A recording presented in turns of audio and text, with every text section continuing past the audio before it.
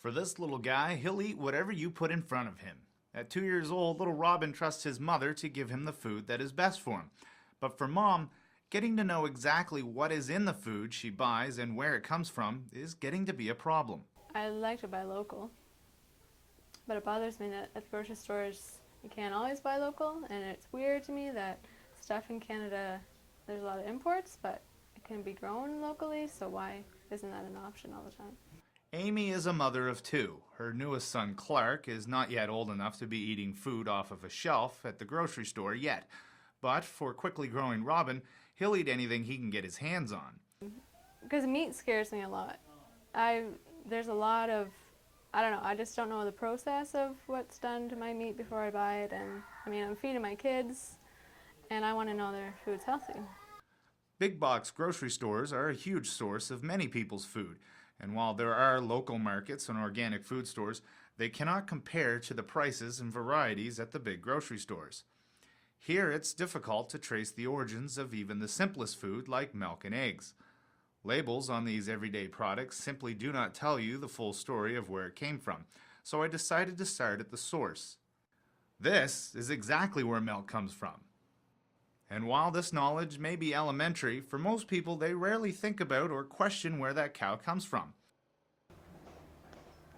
Don't know if they're just too busy or just don't really care. Here at the Atlantic Dairy and Forage Institute in Fredericton Junction, there's an open door policy. Anyone can come in at any time and see the farm and the work that goes in on putting a glass of milk on the table. No, they think it all comes from the store. You know, and that's why we got our problems in the world. It's because the city people, I'll put it that way, thinks that the food comes right from the store, and we'd be really in trouble if the food was made like out of a computer. The farmers that work here are often astounded how ignorant people are when it comes to knowing anything about what keeps them alive every day. There's actually some people that believe brown cows give chocolate milk. Not only do farmers Kevin and Donald laugh and share stories about how some people they've met think turkeys are just big roosters and that all cows with horns are just bulls, they're also dealing with stigmas about being dirty workers, smelling bad, or not knowing anything.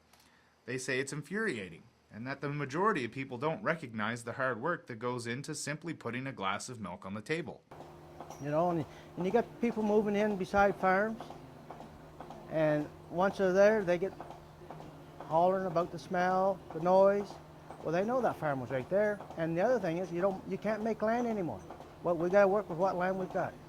While they continue to do the hard work of producing food, they do offer suggestions on how to improve people's awareness and give them a clue about the food and the fact that it doesn't magically appear on store shelves. I think what they should do today in the education part of it, the school part, they should have some kind of class that will teach the kids, the younger kids, where our food comes from. This farm is actually less than 10 kilometers from where toddler Robin is growing up, but in the city of Fredericton, getting to know your food before it's food is a little harder. That's something that resident Hazel Richardson is hoping to change. She's working to bring her food closer to her plate with the Urban Chicken program. The increasing concern that people have with food safety, a lot of people don't know where food comes from.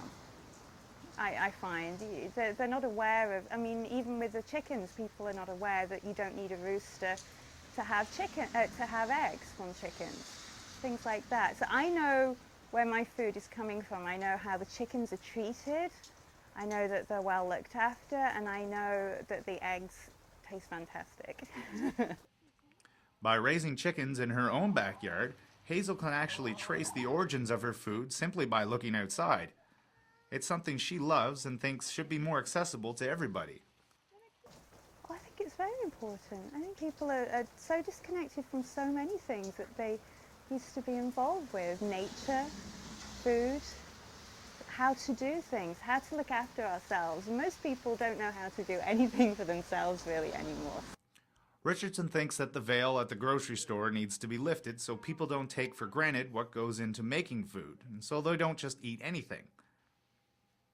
Back home, Amy likes the idea of being able to trace her food's origins. I'd like to see the name of the farm on local labelings, where exactly my food is being come from and where exactly it's grown. That's important. But for little Robin, he's already a step ahead of knowing where his food comes from. Dad, Where does milk come from? I'm looking at cows. For Stu Journalism, I'm Shane Fowler.